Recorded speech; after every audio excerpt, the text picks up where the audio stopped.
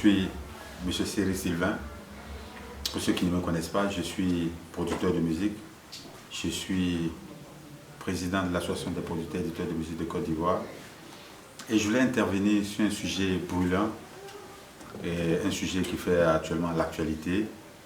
Et bon, en temps normal, on s'était un peu loin de ces choses-là. D'abord parce que Primo, ça ne nous concernait pas, puisque c'est du Burida qu'il s'agit. On n'était pas membre du Burida. Et c'est récemment là que notre corporation a été prise en compte par le Burida. Et donc, je voulais intervenir un peu sur les sons discordants qu'on entend ça et là, concernant le décret que vient de signer le président de la République de Côte d'Ivoire, qui est un peu notre constitution, hein, un peu notre bréviaire, parce que c'est le décret qui régit un peu un certain nombre de choses. Alors, globalement, le décret est un très bon décret. Je m'explique pourquoi je dis que c'est un bon décret. Primo, il faut que les gens comprennent d'entrée de jeu qu'il n'y a plus que les auteurs, compositeurs, c'est-à-dire que les chanteurs sont membres du Burida. Le Burida prend en compte maintenant tous les professionnels de la filière, c'est-à-dire naturellement les auteurs, compositeurs, c'est-à-dire les chanteurs. Ça prend en compte les artistes-interprètes, c'est-à-dire eux-mêmes les chanteurs qui interprètent leurs œuvres, les bassistes, les guitaristes, les comédiens, les hommes de théâtre. Ça prend en compte les producteurs que nous sommes. Ça prend en compte les écrivains, les littéraires. Ça prend en compte les producteurs de vidéogrammes. Ça prend en compte les plasticiens. Alors, il faut que, dorénavant, que les gens comprennent qu'ils ne sont plus seuls dans le bateau. Ils ne sont plus seuls dans le bateau.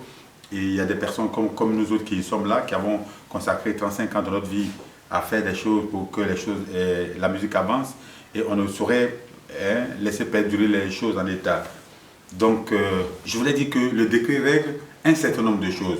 La première chose que le décret règle, c'est que dans la vie, il y a la stratification.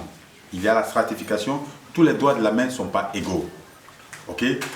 Avant, quelqu'un pouvait sortir un single et puis pouvait siéger au conseil d'administration du Burida. Il y a des gens qui ont dirigé le Burida avec une seule œuvre. Et donc, ce n'est pas des gens qui sont suffisamment outillés pour appréhender tous les problèmes de la filière. Alors, au jour d'aujourd'hui, au risque de me répéter, on ne peut pas laisser les choses perdurer en l'état. Donc, le décret règle le problème de productivité, de représentativité. Comme à la SACEM, comme dans toutes les sociétés du monde, c'est qu'il faut l'ancienneté, il faut un minimum de 5 ans. Il faut avoir sorti 3 albums d'au moins 6 titres. Là, récemment, j'ai réalisé le dernier album, j'ai fait la production exécutive du dernier album d'Ismaël Isaac. Il y avait 14 titres là-dedans. 14 titres, ça ne veut pas dire 2 albums, ça veut dire un album de 14 titres. Donc quand on parle de 3 albums de 6 titres, c'est 3 albums de 6 titres. Donc le décret règle ça pour être représentatif, pour aspirer à un poste de responsabilité au sein du conseil d'administration du Burida. Il faut que tu remplisses les critères suivants. Et il faut que tu aies 5 ans d'ancienneté minimum. 3 albums de 6 titres, c'est 3 albums de 6 titres. Du coup, si vous voyez qu'il y a beaucoup de sons discordants, c'est parce que quelque part, cette disposition les écarte plus ou moins. Parce que le Burida était l'otage d'un certain nombre de personnes qui avaient pris le Burida comme étant leur gagne-pain quotidien, comme étant leur fonction. Donc, le décret règle cela.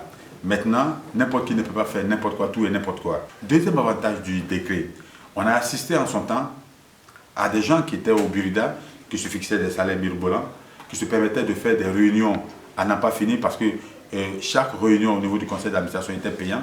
Donc, un conseil d'administration est régi quand même par un fonctionnement, par une loi.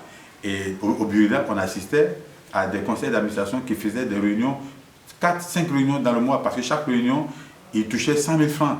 Donc, plus ils en faisaient, plus ils gagnaient de l'argent. Ce n'est plus possible avec le nouveau décret. Maintenant, dans le nouveau décret, il faut impérativement qu'on rentre dans le moule, comme tous les autres conseils d'administration, comme le conseil d'administration de la CIE, comme le conseil d'administration de la RTI, un minimum de 4 réunions dans l'année. Ordinaire, 4 conseils dans l'année, et puis 2 conseils exceptionnels. Donc, au plan budgétaire, on recadre les choses.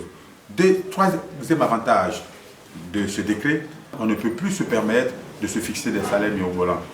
On ne peut plus se permettre de se fixer des salaires mirobolants. Avant, c'était le conseil d'administration qui fixait ces émoluments. Maintenant, ce n'est plus possible. Ce n'est plus possible. Ça se fait de façon tripartite. C'est-à-dire que le conseil d'administration fait des propositions, mais le ministre est l'arbitre pour arrêter la gabegie, pour éviter que les gens fassent des abus.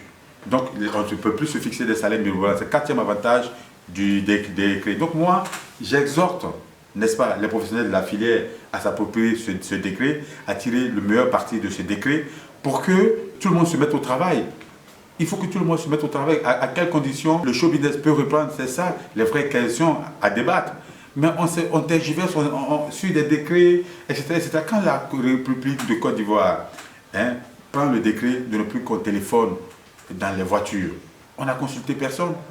C'est dans l'intérêt global que les gouvernants ont pris cette décision. Ça a été signé par le président de la République de Côte d'Ivoire, le président en exercice. On l'aime ou on n'aime pas, c'est le président de la République de Côte d'Ivoire qui a signé le décret. Il ne peut pas se dédire. Donc il faut que les gens arrêtent un peu. Il faut qu'on se mette au travail, il faut qu'on essaie de tirer le meilleur parti de ce décret. C'est vrai que tout n'est pas parfait, mais la perfection n'est pas de ce monde. La perfection n'est pas de ce monde.